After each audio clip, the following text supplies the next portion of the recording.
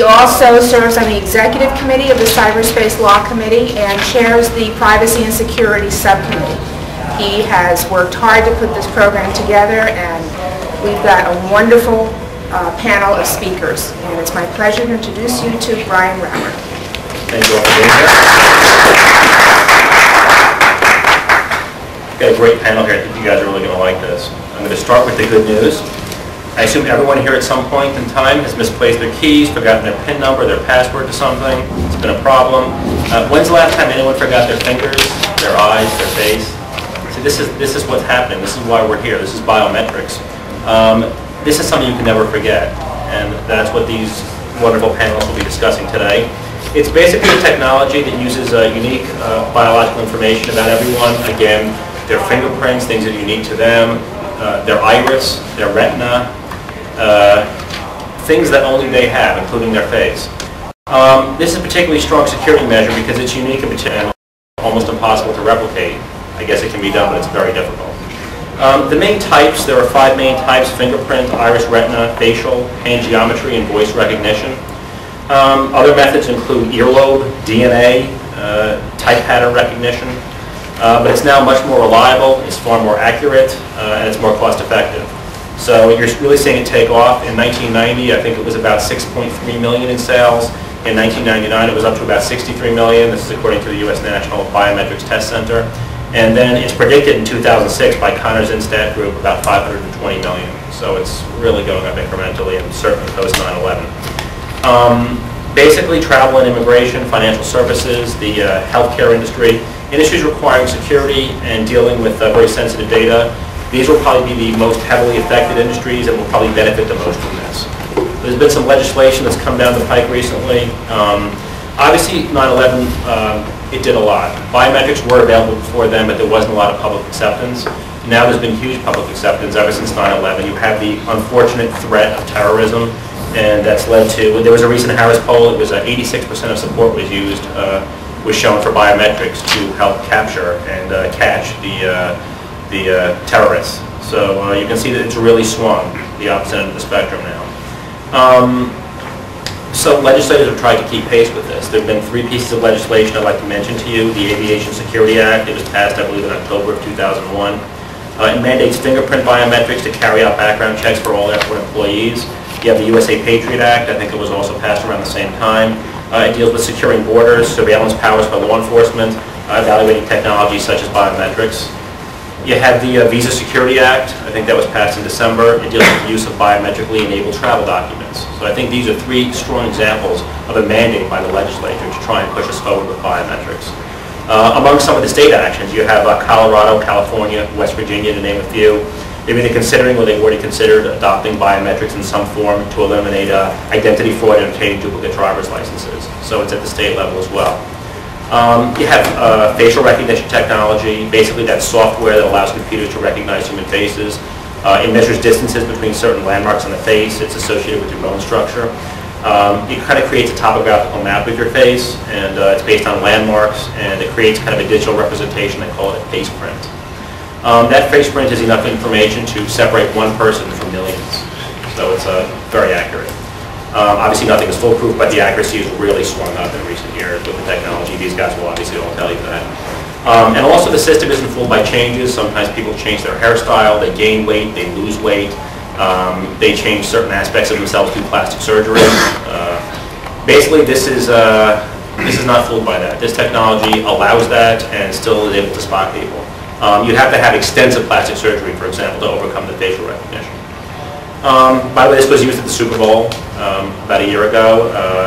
There were over 100,000 spectators, and they were searching for felons and terrorists. So this got a lot of hype and a lot of press being used there at the Super Bowl. So it's already being used in airports and the Super Bowl. Onyx, who is represented here today, they have something called live scan fingerprint technology that's connecting to the FBI database of wanted criminals and terrorists. They do background checks on prospective airport employees. This is in probably roughly 27 airports, including JFK, LaGuardia, Newark already. And also airport and airline personnel will have to have what's known as a smart ID card, it looks like. It's going to contain electronic scans of their fingerprints. So we've really raised the bar now to capture the problems we had and to try and eliminate them now through biometrics. You also have retina scanning. It scans unique patterns of the retina with a low intensity light source. You also have iris scanning, which is different. It's contrasted because it uses a camera. It doesn't require any intimate contact with the individual being tested, with the reader. And Irwin happens to use what's known as a 512 byte code. I got that right. He's assured me of that. And it verifies the identity of anyone seeking access to restricted areas with this technology. And they've almost never allowed access to an unauthorized person. I've been told roughly 1 in 20 million mistakes, which is pretty good batting average. With that, I'm going to segue my introduction to Frank Fitzsimmons, who is the Chief Operating Officer of Irwin. Let me just tell you a little bit about him.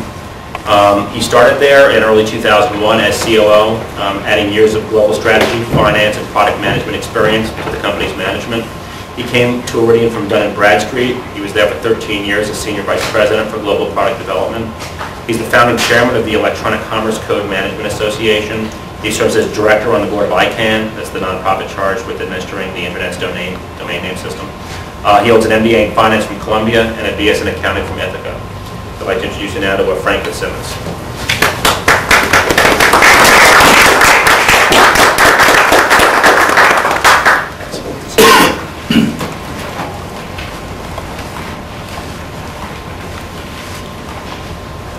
Okay, thank you, Brian, and thank you for sharing your evening with us on what I think is an important subject and perhaps some debates on some subjects that need some public scrutiny and that you'll see much more of as the biometric technology takes hold.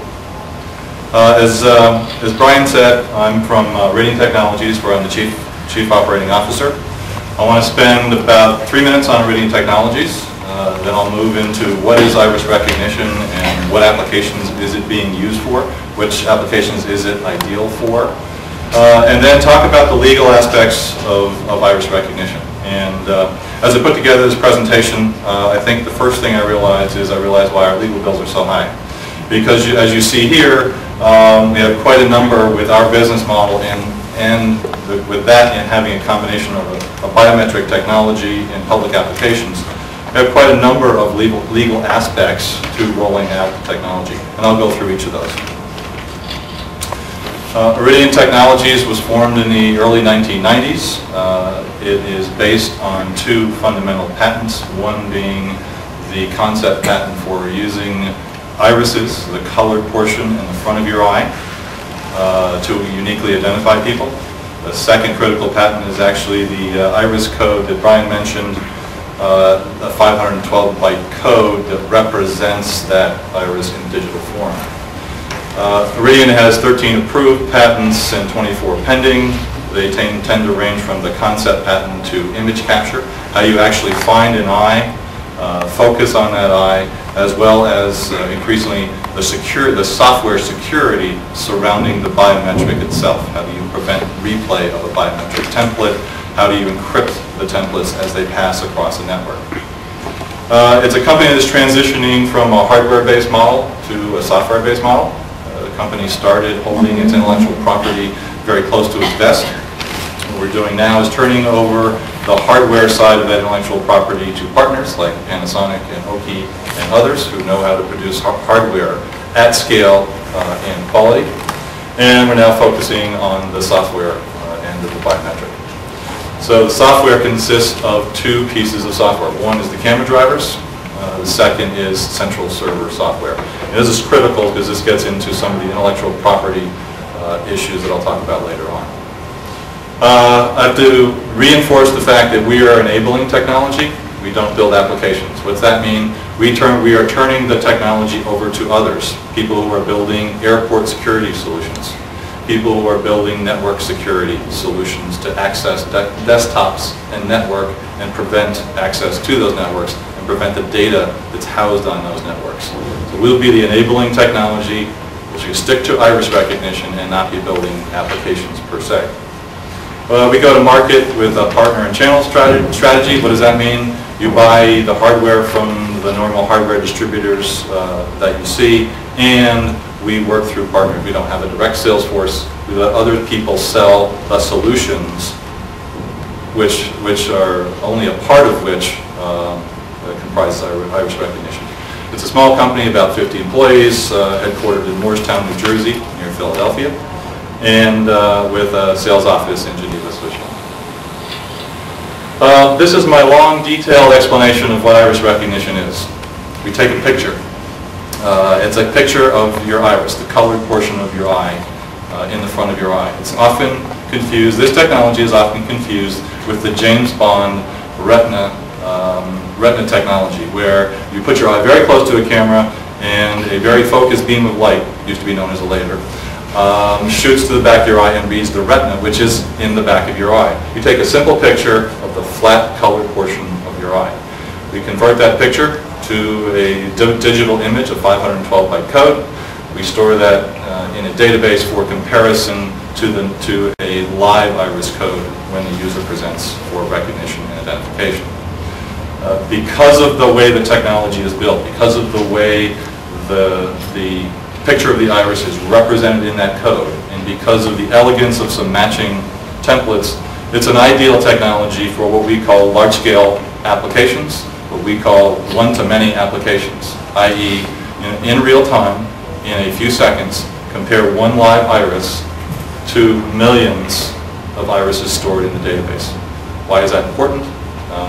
Particularly after 9/11, it's important for identity fraud. So upon enrollment or upon a real-time identity check, how do you, in a few seconds, compare one iris to millions of other enrollments to make sure you don't have duplicate enrollments? And that's why the technology itself is ideally suited to those large-scale, one-to-many applications. If you look at this slide and you go from left to right, you go from the history of iris recognition to the future. Starts out by opening a few doors with large physical access cameras and systems. It's also been placed in ATM machines. In the center you see the current state of the product from both a cost and a size footprint. So we've moved from a large camera-based system to open doors and provide physical security, to a desktop camera about the size of 2 cigarette packs, about $1,000 to $200. On the right, you see the future of iris recognition that you'll actually see in 2003, where the cost footprint comes down to a few dollars, and the size footprint comes down to something about the size of my fingerprint. And iris recognition is currently being enabled into cell phones. Cell phones and PDAs and handheld devices. As you move from left to right, the technology has a chance to become more ubiquitous because the cost footprint and the size footprint are coming down. And in about 3 years, you'll probably see one in the top of my laptop here, based on standard video technology. If you look at the markets that this technology is particularly suited for, it's healthcare, where the HIPAA regulations, the privacy regulations, mandate that healthcare professionals must protect the privacy of the patient records. The deadlines for HIPAA stretch out over the next 2 years, and we're seeing a lot of activity protecting network access to those patient records. Government includes everything from the NSA through visa and passports. Air transportation is the one that's received all the publicity since 9/11. And we're seeing our technology placed in airports like Amsterdam, Heathrow, 8 Canadian airports, and Charlotte here in the US. SSO stands for single sign-on. Single sign-on is the concept of you sign on once, today it's with a password in most cases, and a piece of software enables you to access a variety of systems within your network, your company network or your government network, etc. Obviously, when you do that, you need strong authentication because you're letting someone sign on once and access many applications. So our technology is being bolted onto those pieces of software to allow very strong authentication when somebody signs on to the networks. We talked about 9/11. 9/11, and I think it's particularly ironic that we're, I guess, about 100 yards away from ground zero. But this is the picture we saw in terms of the cultural differences around the world and the trade-off of 3 things: convenience, privacy, and security. And it's a personal trade-off, but if you generalize, I think what you saw in North America was just get me on the plane. I'm not thinking about security. I'll give up my privacy. Just get me on the plane. In other countries, for instance, Europe, Middle East, and Africa, security was a higher priority, willing to give up privacy and certainly willing to give up convenience. In Asia, security again was the priority, and privacy was clearly in third place.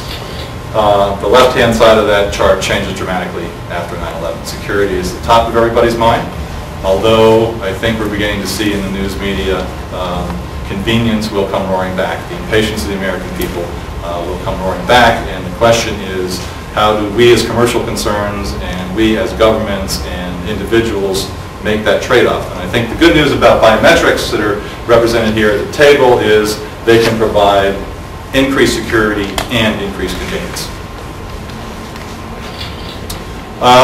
If you focus on the airport applications, as I mentioned, we're seeing biometrics in general being placed in a number of airports around the world, either in pilot mode or actual in robust operation.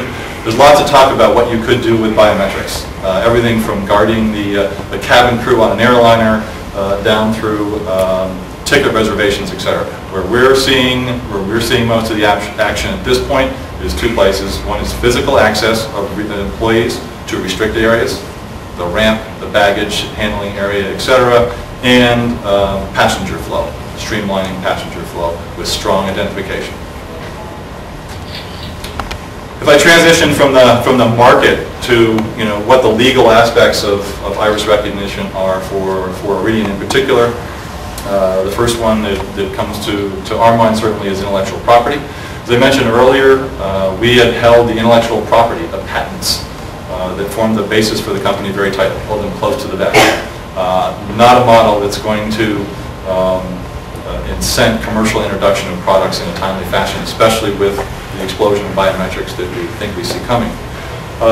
So whereas we will defend the concept of iris recognition and the iris code patents, our focus is on very selected patents having to do mostly on the software and security side, because as the technology is turned loose to hardware partners and to people who are building solutions using iris recognition as a piece of that solution, we need to protect our intellectual property, yet allow people to go make money with that.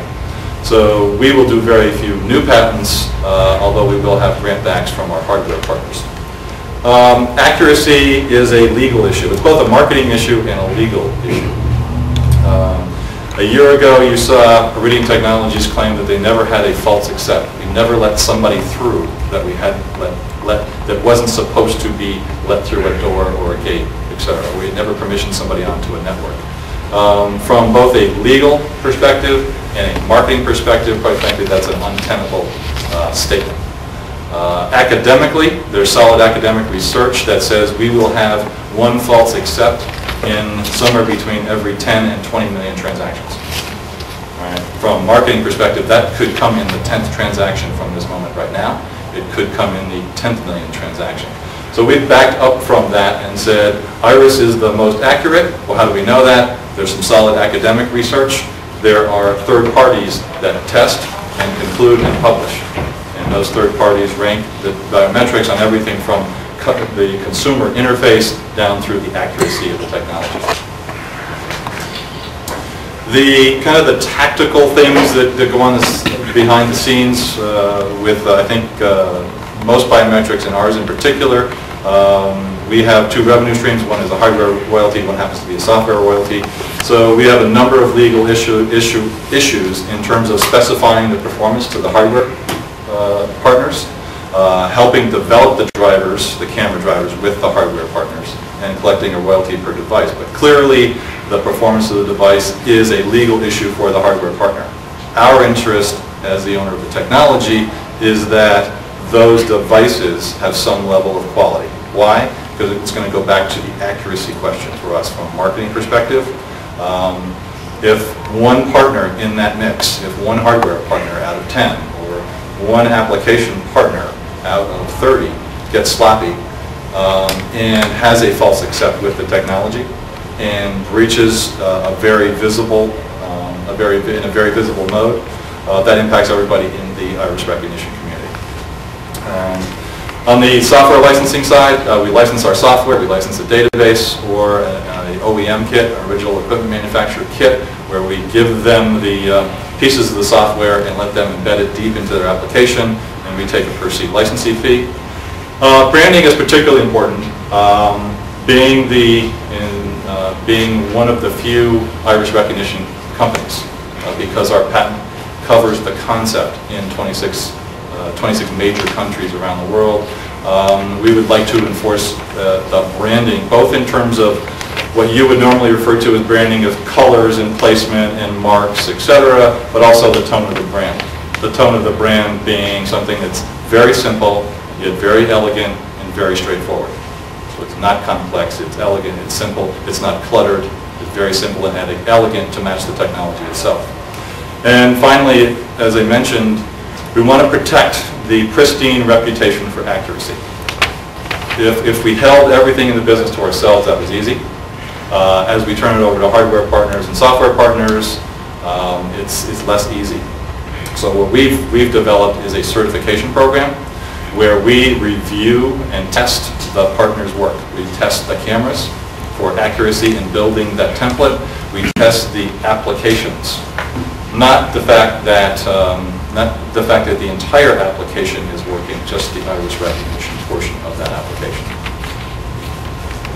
And finally, we test the interoperability of cameras such that you can sign on to a network with a Panasonic desktop camera, be recognized into a central database. You can also then go to a door and be let through that door with an LG, a Lucky Star out of Korea, let through that door with their camera.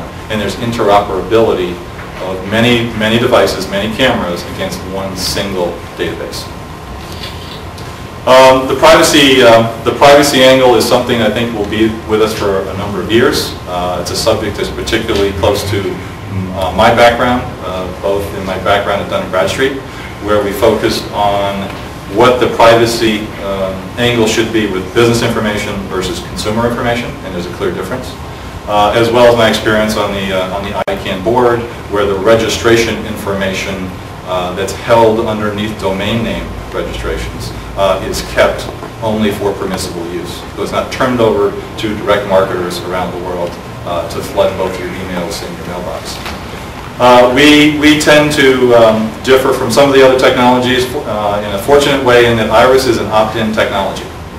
And I'm going to say that, I'm going to add one caveat with existing commercial technology, because I'm actually going to present another angle on this in a minute at my close.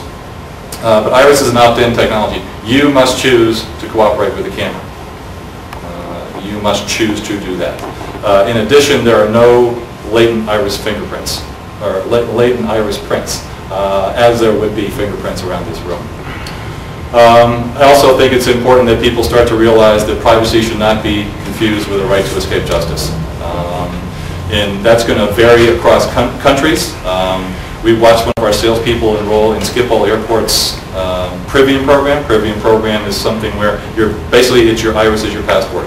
You walk up to a camera, if you are recognized, the gate opens and you are through immigration. So it's a very, very trusted and secure operation.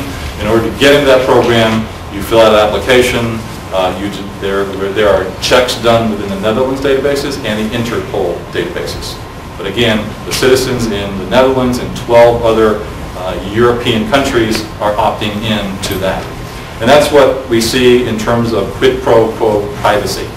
In other words, they're giving up some of their privacy in return for some benefit. In this case, instead of waiting like I did for a 15-minute line to go through immigration, they went through in 55 seconds. I think privacy is still a relevant issue for implementation of biometric technologies. However, my belief is that people will trust the brands and the entities they've always trusted. They trust Visa and MasterCard and American Express to keep their personal data private, and they trust governments to keep their personal data private. Just to close, I don't know if any of you people recognize the picture on the left. It's actually one of the most famous pictures in the world. It was a National Geographic photo in about 1983. It was actually picked as the cover photo for the National Geographic 100 Most Famous Pictures. And recently, I don't know if any of you folks saw the National Geographic special over the weekend. They went back to Afghanistan. There was an Afghan refugee, and they went back to Afghanistan to see if they could find her. And the question I've got is the picture on the left, is that woman, is that girl the same person as the picture on the right? If you remember the special, they had two people who looked very much like the girl that claimed to be the girl. And the question you've got is, 13 years later, 15 years later, is that the same person? Anybody think it is? Is anybody sure that that's the same girl? Yeah, pretty sure. And how are you sure? Well, according to the news report. Actually, if I had to guess the two girls they showed, two women they showed, I would actually guess the other one. I would guess wrong. What we did is we circumvented our, National Geographic came to us, we circumvented our commercially available technology. Happened to be a beautiful photograph from 13 years ago, positioned in just the right light, and we were able to actually identify the woman on the right. So one of the more interesting stories, again, kind of goes against that opt-in privacy thing that I talked about a little bit earlier.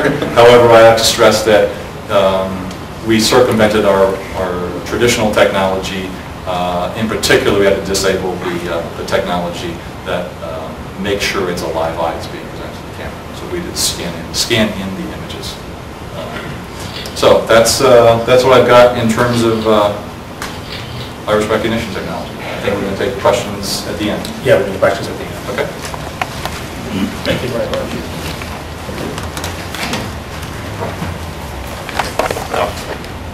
That's extremely interesting. We have, as a follow-up to this now, Mustafa Koida, who is the head of the Global Alliance Partnerships for Onyx, and a Global Alliance Manager for Onyx. He manages partner relationships for Fortune 500 and other blue chip companies that provide solutions based on FACEIT, which is their particular technology and platforms. He's a key player in developing key strategic channel relationships, customer-driven product strategies.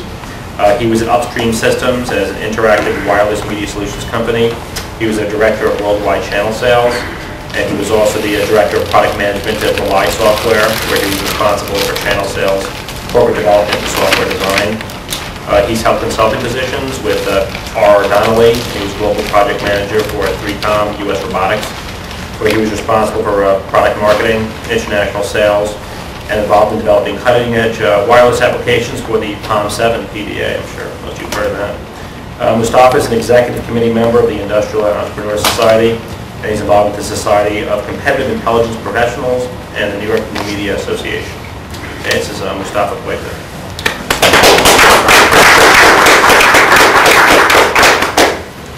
Hi, everyone. I just wanted to cover a few main topics tonight, and I wanted to start off by just briefly highlighting some of the current legislation. Brian went over this earlier, so I won't try to be too repetitive. I then want to tell you a little bit about our company and give you a quick corporate snapshot. And then I want to go into how facial biometrics works and break down the portions of the technology so that you have a better understanding of it. I'll then talk about the two main applications that I get the most questions on. One is surveillance, and the second one would be identity fraud. And then I want to talk about some of the industry challenges we're having with biometrics overall and how we're addressing those as we move forward. And then finally want to highlight some of the privacy issues and some of the stances we've taken on privacy. As Brian had mentioned earlier, the Aviation Security Act, which created the TSA, has been put in place, the U.S. Patriot Act, and the Visa Entry Reform Act, which is right now in the Senate, that actually mandates biometrics being involved in some of the current legislation. I won't go through that in too much detail, but one important point that I wanted to highlight is the government has earmarked $37 billion for the year 2003 to be put towards Homeland Security, and I believe a little over $10 billion of that is going towards aviation security. So again, the government is backing some of their actions with actual dollars that will be put towards this. As far as Onyx, the company, we recently announced a merger with a company called Identix. We're very excited about this merger. For this presentation, I'll be very Visionic-centric, and I'll talk about facial recognition since that's my background, but I just wanted to highlight that. We're very excited about that merger. On the face recognition side, we're very confident when we say we're a top player in the facial recognition space. We've had the most successful installations worldwide, all over the US, the Asia Pacific Rim, as well as Europe. We've done it more than anyone else. We've also made some mistakes, and we've learned from them. And we're now in our 4th generation of software, so we have a lot of domain expertise there. We actually have the largest facial biometrics development team in the world, so we have accredited scientists and doctors working on this core facial algorithm, or this engine, day in and day out, improving the accuracy and the robustness.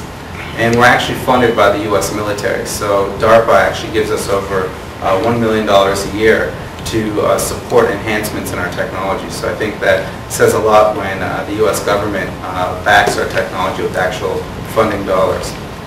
We're very strong in the live scan space with our fingerprint product line that is being adopted in a lot of airports right now, as Brian had also mentioned. We also have what's called a BNP platform. It stands for Biometric Network Platform. And I think the idea behind this is that any company can have a great technology, but at the end of the day, it's about execution and about scalability and deployment.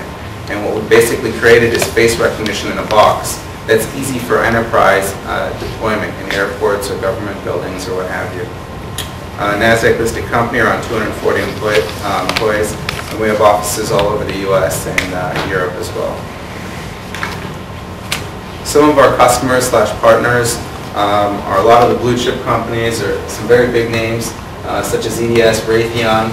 We just announced a partnership with Honeywell, ADT Tyco, Irwin, which is a very large systems integration company in the airport space, and also the Polaroid division that was just acquired by Digimarc. We play in a few different areas, the OEM space, government systems, and end users. So if you're familiar with companies like AIT or Imaging Automation, they actually create passport readers that scan your passport for tampering. Well, they're actually OEMing our face recognition software to also scan the picture. Sony and IBM have installed our technology in some of their laptops that come with cameras. On the government systems side, the US INS, some US airports such as DFW and Boston Logan have utilized our technology.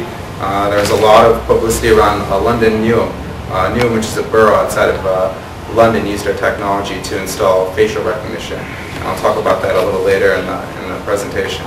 And some of the end users, a lot of the 3-letter agencies, the NSA, the DOD, DOJ, DEA, to name a few. And then the last area that I wanted to highlight was actually casinos. The Venetian, the Bellagio, and the MGM Grand use our technology to actually look for card counters.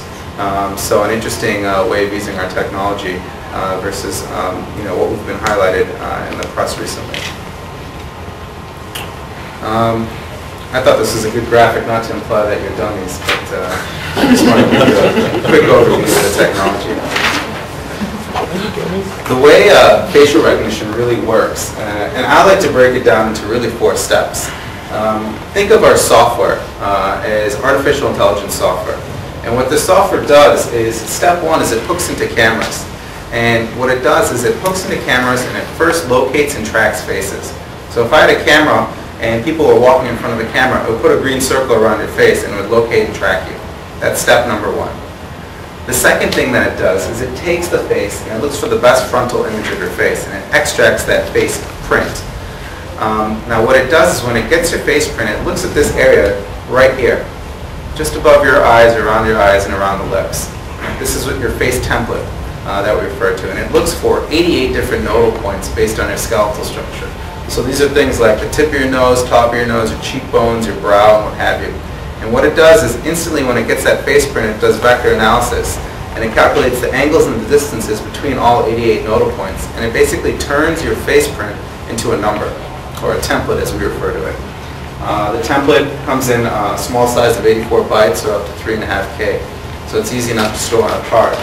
And then what's happening is on the back end, you've got a database of bad guys or good guys, depending on your application. And what's been done is those pictures, we've done nodal point analysis to them, and we've turned them into number templates as well. And we're basically doing a matching of the numbers. So when numbers match, we generate an alert or open a door or what have you.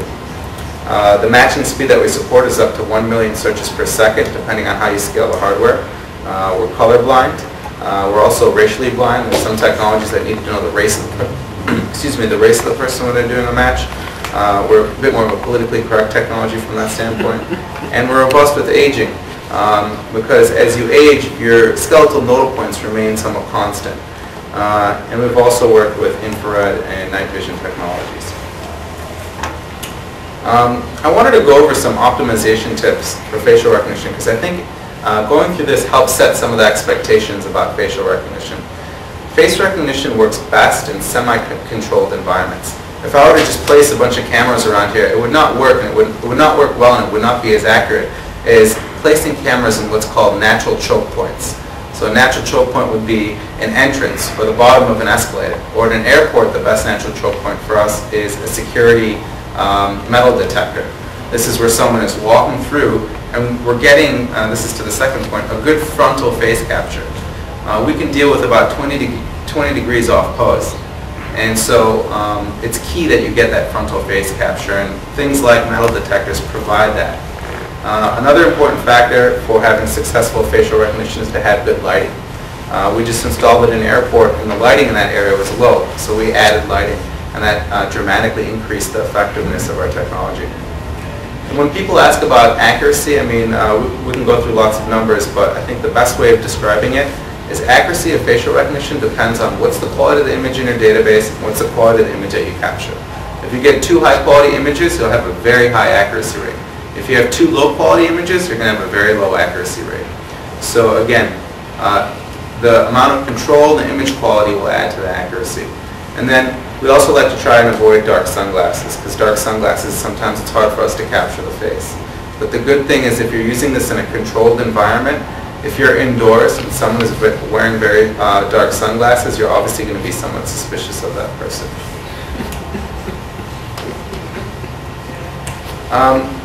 I think one thing that I'd like to say is that different biometrics are good for different applications. I think in the manner of surveillance, facial biometrics has some advantages because, one, it does not impede foot traffic. It's a passive medium.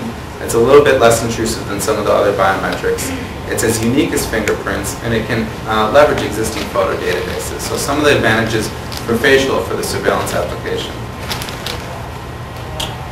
One example that I wanted to bring up was London Newham. In London Newham, they had an installation of 144 CCTV cameras. And what they did then is install facial recognition behind those cameras. And they had CCTVs in for about 5 years, I believe. And the 5th year they installed facial recognition, they saw a dramatic drop in crime of up to 34%. So obviously it is acting as a good deterrence and providing the police officers with a good tool to prevent crime. The other, or second application that I wanted to talk to you about is identity fraud. In a lot of cases, there are large databases of pictures. And I'm actually going to skip to the next slide because this example really explains the value. The Mexican government came to us and said that they have issues with their with voter fraud. And they actually had an image database of 60 million images. And these are all, people voting. They would get their image, and then they would vote with their cards. Well, they had this legacy database, but obviously there were some duplicates. People, same picture, but obviously different data. So what we did is we applied our technology to this database, and we took every single picture and matched it against other 59 million images, and filtered out all of the duplicates. So the value there was a much more accurate, much more plausible national election. So just an interesting way of using facial recognition to filter out duplicates or deter voter fraud. Some of the industry challenges that I think I want to highlight are in 3 categories: performance, expectations, and obviously privacy. As far as performance, there are 2 variables that we measure our biometrics by: false accept and false reject. Falsely accepting someone through your biometric system that might actually be a terrorist, or generating an alert if someone isn't a terrorist and there's some liability there. I think that the performance can be dealt with via 2 solutions, and I talk about 2 applications. On the surveillance side, obviously image quality and your level of control can enhance the accuracy. Now on the access control side, where accuracy is very important, there's also the concept of fusion or multi-biometrics. And one thing I wanted to talk about the concept of fusion is that people have used multi-biometrics in the past, and I think there's a right way and a wrong way. I think the wrong way is using what's called a layered approach. So let's say you use a fingerprint and a face, okay? And the answer to the face is, hey, this is the right face, yes or no. And the answer to the fingerprint is a yes or no answer. And then you combine the two yeses and nos, and you get a yes or no answer for both biometrics. What fusion does is it says, here's your face print, what's the probability, or what's the actual algorithmic based score for this face print? And what's the algorithmic based score for this face print? And then it fuses the two variables and gives you a probability, which I think is a smarter way of going about it. So just an interesting note there on the concept of fusion. As far as expectations, as we stated earlier, you're never going to have 0 FR, 0 FAR, and the one that hurts me the most is never net zero cost. And I think that, like any technologies, you have to take into account some of these technology limitations. When people buy CRM software, there's a customer support line. Same concept with this technology. And I think that it's very important as we work with a lot of our partners like Honeywell and Raytheon, that you not only build the actual technology of the sensor or the biometric solution, but you also build in exception handling. So this is, what are the protocols for secondary screening when you do get a false accept or when you do get a false reject? The last point that I wanted to highlight was privacy. Obviously these are very powerful systems, and you want to make sure that people are using biometrics in the right way and not the wrong way. So one organization that I'd like to plug would be the IBIA, the International Biometrics Industry Association. You can check out their website. It's www.ibia.org. They have worked with a lot of people on the Hill and in Washington, D.C. to try and set forth initiatives to make sure that we are using biometrics in the right way, not the wrong way. And they've developed some stances on the private, public, and both sectors. And I won't go through this in too much detail, but I'd ask you all to try and check out the website. It's just some really good information there. As far as Visionics, we've built in guidelines into actually how we develop our contracts with our partners and end users to make sure that biometrics is being used in the right way and not the wrong way. We've also built in technology controls so that if we find someone that is using it the wrong way, we can shut off the system. And this is done through certain passwords and authentication protocols and runtime licenses. We also have a policy which is a no match, no memory policy. So if someone is going through a surveillance application and they do not match with someone in the, say, bad guy database, then that information is thrown out, so there's no memory. We've also got guidelines put in place for public knowledge. So if we are installing in certain areas, the public has a right to know that there is facial recognition or surveillance being used in these areas. And then also there needs to be some protocols around the database. Face recognition obviously requires a watch list database, and you need to develop some sort of guidelines or protocols as far as the need, the justification for inclusion and removal, and also the duration of how long you use that database. So those are just some issues that I wanted to highlight about privacy when you're developing these solutions. And that's about it. Thank you. Okay, now you've seen some of the specifics. Now you're going to see something that kind of cuts across all the technology here. We have Raj Nanavati. I should mention that any of you who had the flyer, you saw Michael Feeney was from International Biometric Group. He is stuck in California on business, and we really actually lucked out. Not that he wouldn't have been a great speaker, but Raj is actually a founding partner of International Biometric Group, so he very graciously stepped in at the last minute, so we thank him very much. Again, I mentioned Raj is a partner at IBG, a consulting firm that he co-founded in 1996. It helps companies evaluate, design, and implement biometric solutions. His particular focus is designing large-scale biometric infrastructures. He does this for both private sector and government projects. Raj lectures extensively on the technical, business, and policy issues associated with using biometrics in the financial, transportation, government, and healthcare industries. He's quoted extensively, including the Times and the San Francisco Chronicle, Time, Forbes, Associated Press. He's been featured on National Public Radio several times. He submitted testimony in biometrics to Congress. Raj holds undergraduate degrees in biology from Tufts and a law degree from Tulane, me too. 2 years apart. We didn't know each other. Man after my own heart. He's admitted to practice in New York State and for the U.S. Patent and Trademark Office. Raj Nanavati.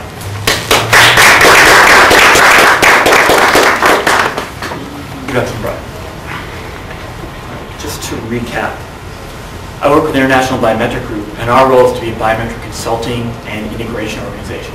We work for government and private sector clients to help them figure out how to deploy biometrics. So we don't have our own scanner, we don't have our own algorithm.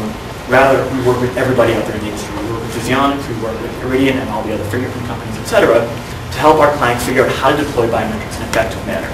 Our clients include government agencies such as the White House, the FAA, California Department of Vehicles, includes a lot of financial groups, Citibank, Chase, Visa, Amex, Fidelity, Schwab, etc. A lot of big integrators, Lockheed Martin, BDS, IBM. And our role is to help them figure out how to deploy biometrics in a sensible way. We were founded in 1996, and actually we have offices just a few blocks south of here at Battery Park, where we have a biometric showroom. We've got about 85 or 90 biometric systems up and running there. So if any of you are interested, I'd be happy to, at some point in the future, give you a tour of that showroom where you can actually try out some of the fingerprint systems, face systems, and iris systems that you heard about today. I'm going to try and keep the presentation relatively brief. What I'm going to do is take what the previous presenters have talked about and put it into sort of a general framework. I'm going to talk about some representative applications of biometrics, where the market is heading, and where the market is, and then more importantly, where the industry is going over the next 2 years. And then I'll talk a little bit about privacy.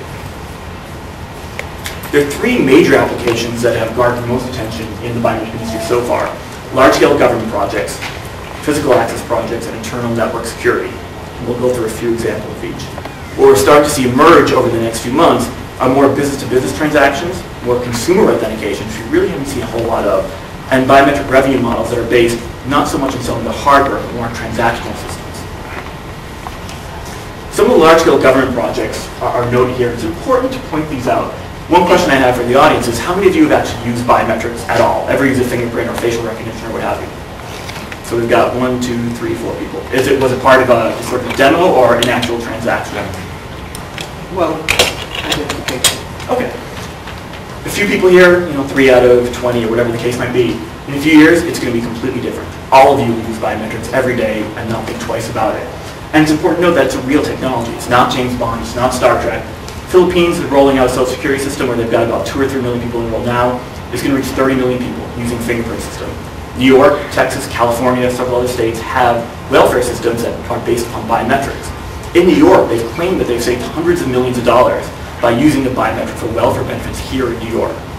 China is in the early stages of rolling out an 800 million person system using fingerprint technology. They're doing pilots now where they've got, I think, 20 or 30,000 devices deployed with a lot more people enrolled, and they're ready to expand that.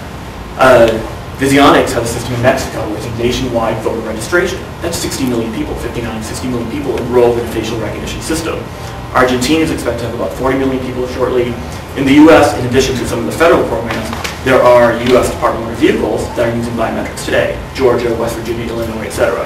So the key thing is that it's a real technology. There are more than 10 million people in the U.S. enrolled in biometrics, even excluding all the forensic fingerprint FBI police station stuff, where that's got another 80 million. Put all that to the side. In transactional systems, there are more than 10 million people enrolled.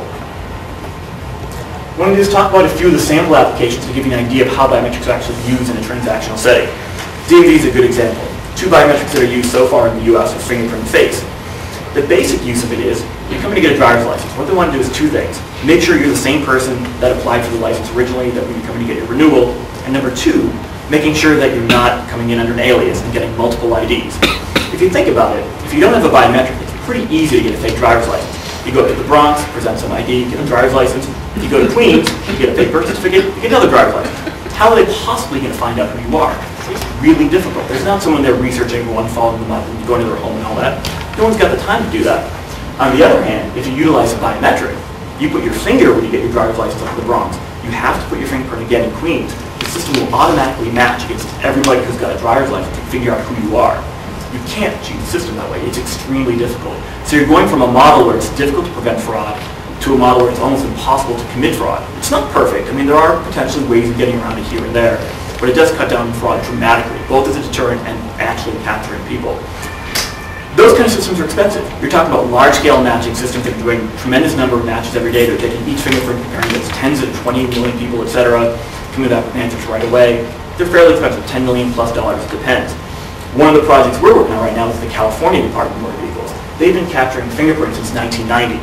They haven't been doing anything. They've been capturing fingerprints and storing them on file. What they're looking to do now is take that system and make it actually a transactional system. So not just storing on file, but when you come in to apply, they're going to compare your fingerprint against everything that's stored in real time to come back with an answer. ATM applications. These are some really interesting applications. Finger, face, and iris have all been used. And in fact, the two companies here today have really good examples. Onyx had a deployment with a company called Inventory, where you go into cash your checks, and the system will take a picture of your face and identify you based on your face print. It's an important application because they had more than 1 million people enrolled in the US. So more than 1 million people voluntarily enrolling in a facial recognition system. And there's an advantage to them. It's easier to use. You have to remember a PIN. You are identified by your face print. Iridian had a pilot with Bank United, and this is a really good example of how biometrics can be used. What you do is you walk into a bank vestibule. There'd be an ATM machine there. You wouldn't have a card, and you wouldn't have a PIN number. You'd simply walk up to the ATM machine, look at the machine, camera take a picture of you, identify your face, figure out where your iris is, take a picture of your iris, do a match against the 10 or 20,000 people in the database, and identify who you are right away. So it was extremely accurate and extremely convenient. It's probably convenience is probably the biggest factor there. You don't have to remember anything. You forget your wallet, you forget everything. You just walk into that ATM and you're identified. And it was a real project. People were getting real money. It wasn't fake money or something that was just testing it out. It really worked. Physical access applications, these tend to be fairly simple to deploy. Basically, you take a card swipe reader out of the door, you yank it out, and you put on an iris device, or you put on a fingerprint or hand geometry. So the benefit with that is that they're fairly streamlined. The integration there, they're both using median input and output, the same kind of door systems that traditional locks and max threads and all that use. So it's fairly straightforward to utilize the technology. And in fact, there are quite a few of them deployed. Here in New York University uses hand geometry, Columbia Presbyterian Hospital uses hand geometry. I live down in Battery Park City. My health club uses hand geometry devices. So I don't have to remember I don't have to bring a health card with me or anything. I walk down, type in my code, put my hand, and the door opens. So there's no guard there, there's no one watching. I can't give it to my friend down the hall. I have to be there presenting my hand geometry, and it works very effectively. Another example is Disney World, interestingly enough. If you're a season ticket holder at Disney World, you actually get enrolled in a 2-finger geometry system. The reason they deployed that was people will buy a season ticket, give it to the neighbor will give it to another neighbor. How are you going to find out who these people are? If you're living in Orlando, it's pretty easy to share it with everyone. So they figured, we're not looking for ironclad security. They're not looking to prevent terrorists or something like that. They just want to serve as a deterrent, have some degree of security, and prevent people from accessing using these cards that are handed off person to person. So they deployed a system that wasn't necessarily very accurate, but just accurate enough to deter this kind of system. Once in a while, they might have a false accept. So, a neighbor maybe is able to sneak in on their friend's system because they've got similar shaped fingers. Who cares? They're going to Disney World, they're going to pay $20 for a pizza, $10 for a soda. It's not going to be a big deal. And the last type that is garnered a lot of interest is the PC logging application. This is a really good use of biometrics because you take a device, you plug it into your laptop, and you're able to access. Instead of using passwords or pins or anything like that, the key benefit is that it's very accurate and it's easy to use. So you come back from Christmas break, your company requires that you change your password every 90 days, you change it December 5th, and you have no idea what it is now.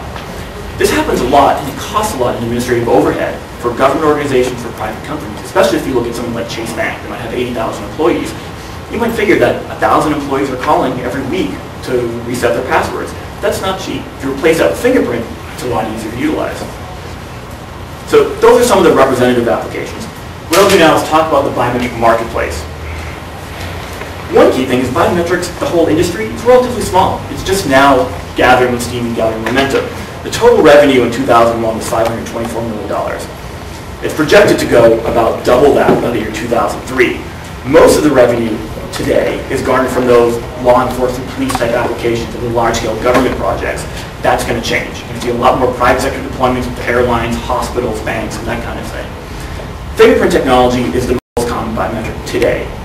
Facial technology and iris don't have a large amount of revenue, but it has nothing to do with the core technology. It's just the fact that fingerprint's been around longer. There are a lot more companies that have fingerprint. There are only about half dozen companies that have facial technology, and essentially one company that has iris technology. So as those become more popular and more accepted, the revenues for those will grow quite dramatically. And we see here the projections from 1999 up to 2005. That's total biometric revenue to core biometric vendors. And it's a quite substantial growth. Here we see a chart of biometric technology revenue by type of technology. You see the fingerprint accounts for the majority of it, with hand recognition and facial scanning accounting for the next largest share. Major developments. Critical factor in any technology being adopted is the players being involved with that type of technology. And what we see with biometrics are the major players. Finger scan devices are being manufactured by Infineon, ST, Fujitsu, Sony, Motorola. Compaq, Dell, and Toshiba have laptops now you can buy with fingerprint devices. We talked about the ATM application. Microsoft announced about a year and a half ago, almost actually 2 years ago, that they're going to be incorporating biometrics into the next version of Windows. So there'll be a biometric interface built into Windows.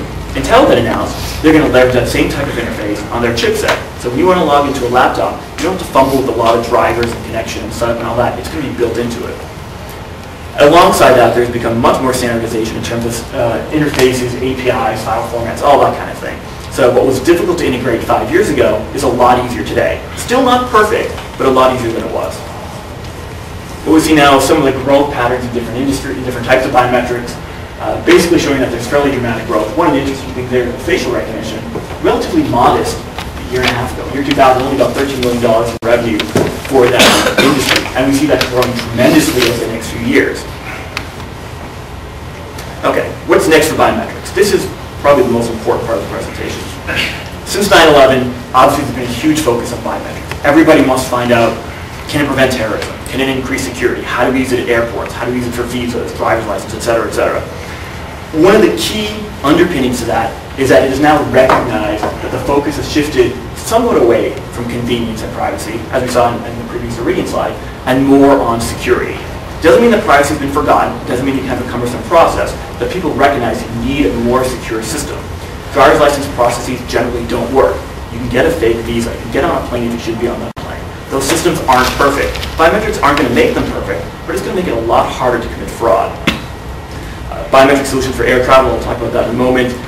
There are a whole slew of different applications being looked at right now. Privacy is still being mentioned, but it's not now an overwhelming inhibitor to the technology. There are three major government initiatives I want to talk about, and these have been steamrolling for the past 3 months and getting a lot more interest and getting budgets associated with them. Transportation, DoD, driver's license. And we'll go through these pretty quickly, but use of biometrics in air travel. As mentioned before, the legislation, Aviation and Transportation Security Act, passed November 16th of last year. It mandated that by May 16th of this year, the FAA, now the TSA, Transportation Security Administration, has to have a blueprint in place for deploying biometrics at 20 airports. And within the next year, from May 16th of this year to 2003, they actually have to deploy biometrics at 20 airports by law and report back to Congress on how well it worked. So it's not a question of maybe they'll look at biometrics, maybe it's futuristic. They're absolutely going to use it. The FAA is a very big client of ours, and we've been working with them to plan out the systems across different U.S. airports, how it would be used for employee access in terms of the trusted travel card, how it would be used for surveillance using facial recognition at airports, and how it would be used for employee identification. How do you identify all the employees, not only at the airport, but getting on the tarmac, how you differentiate people working on the plane versus food crews versus people working at the airport, all that kind of stuff. It's exceedingly complex. Biometrics provide a very good answer. The question is, how do we now integrate that into a cohesive solution where there's an employee who committed fraud at Logan Airport up in Boston. How do you prevent them from now getting a job at LaGuardia? And how do you prevent the person that did at LaGuardia from JFK, and et cetera, et cetera? The key thing is all these things are underway. The FAA has expended a great amount of resources right to investigating and putting together a framework. What we've got listed here are a few of the travel applications that are up and running. For the most part, all of these, actually all of them, were before 9/11. And the slides will be available later. But basically give some examples of where they're being used. Iris Technology is being used at Heathrow. INSPAS, basically it's an INS project to go streamline through the integration lines. It's being used at about a dozen airports, including JFK, Toronto Airport, and a bunch of others. Different biometrics are used for different applications. For background searches, usually it's fingerprint because the FBI has a fingerprint file. For access, a lot of times it's hand geometry or iris because they're faster to use, et cetera, et cetera. Department of Defense. May of 2000, the Department of Defense awarded a $1.5 billion smart access project. Basically, that was a project to provide identification cards for all federal employees where a biometric would be stored on the card. So huge budget awarded specifically for a biometrically enabled smart card. It was awarded to 4 organizations, well 5, but 2 of them were subsequently acquired by one company.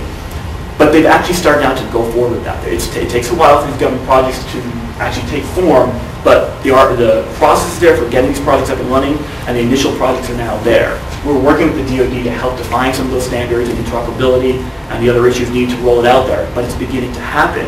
And more importantly, groups like the FAA are looking to the DoD to say, wait a second, you guys have come up with a file format standard. You've come up with an interoperability spec. You've come up with a way of storing, et cetera, et cetera, et cetera, et cetera.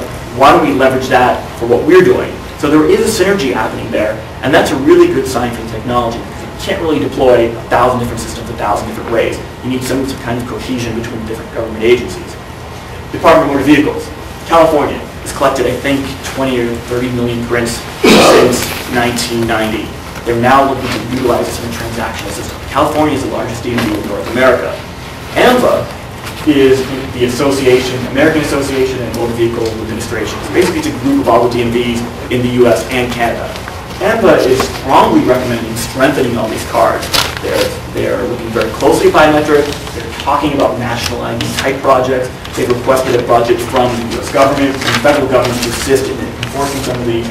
So there's a strong amount of effort and resources being poured into somehow streamlining driver's licenses and making them more effective. Massachusetts is looking at it. Virginia is looking at it. New York hasn't really been looking at all that closely. Colorado is looking at it closely. Georgia's deployed. California's been capturing it. Hawaii's been looking at it. So it's something that's out there. And over the next few years, you're going to start to see DMVs rolling out these kind of biometric deployments.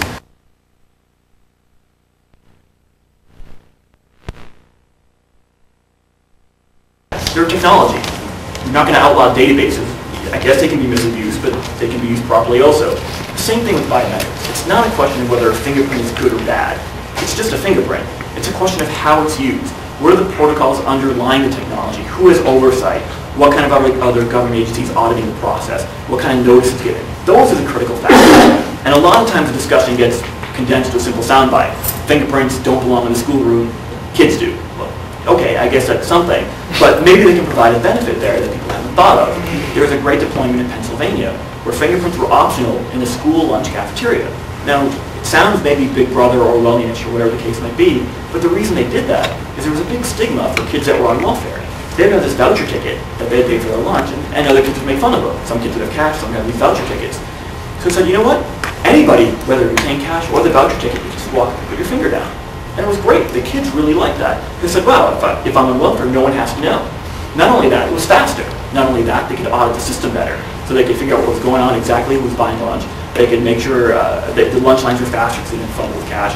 And it helped the kids. And it was voluntary. It wasn't mandated. You didn't have to get ink and paper and sit in front of the FBI office for a day. You just went in and rolled your fingerprint for a few seconds if you wanted to. It was much more easier to use. We do extensive benchmarking biometrics. We do a lot of customer surveys.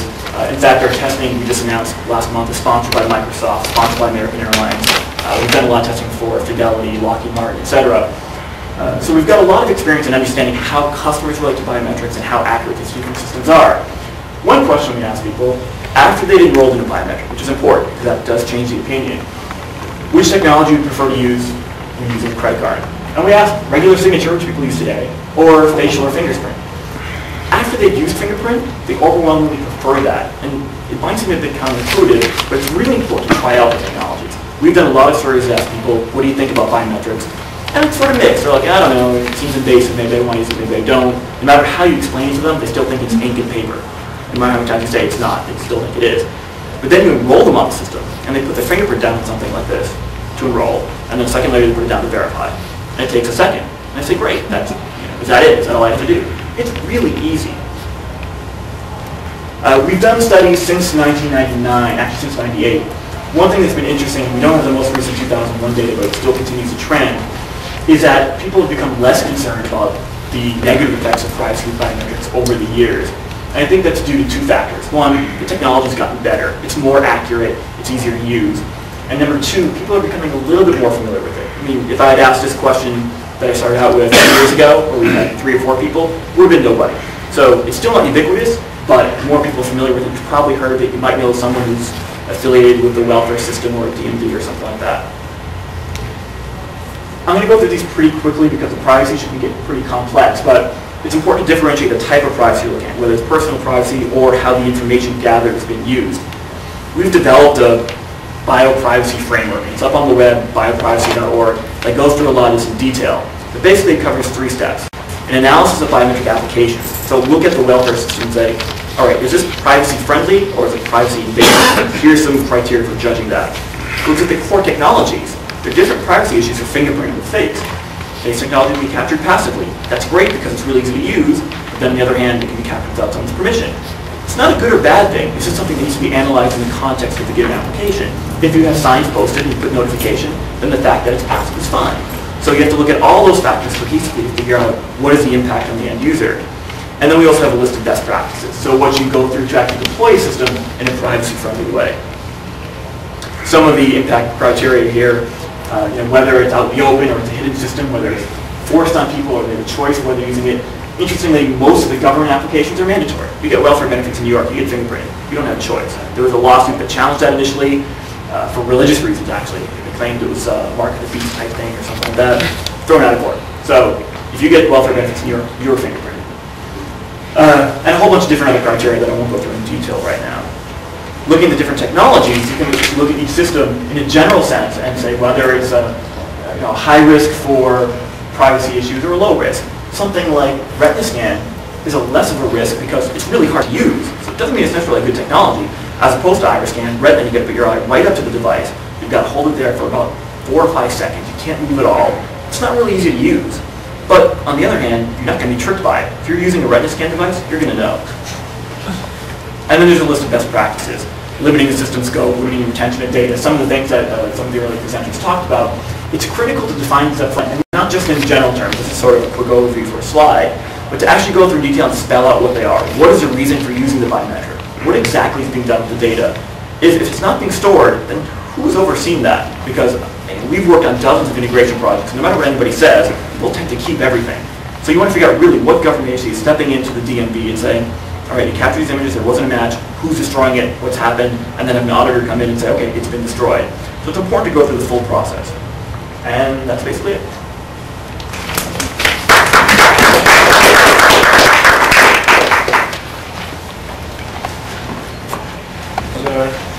Extremely informative. Our final speaker is right here, David Stampling. He's the Assistant Attorney General in the Internet Bureau of New York State Attorney General's office. He brings enforcement actions involving business uses of electronic consumer data.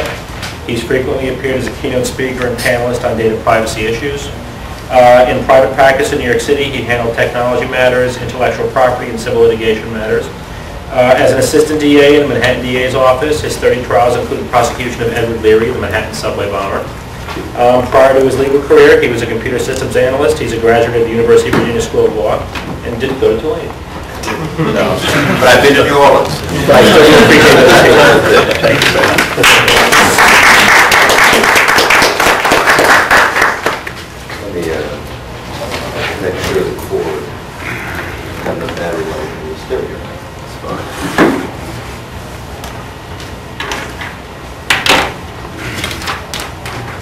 Oh, I thought it was the last page of my notes, but I think I'm okay. I'm really thrilled to be talking to lawyers. I'm assuming there's at least a few here, but I wouldn't make the assumption that everybody is. And I don't know if you think that would be a compliment or an insult, but I'm just happy that most of you might be lawyers at least, or that we're in a place where lawyers tend to gather, because usually I'm talking to audiences that have a fair number of lawyers and also a fair number of business people, and I'm always the bad guy.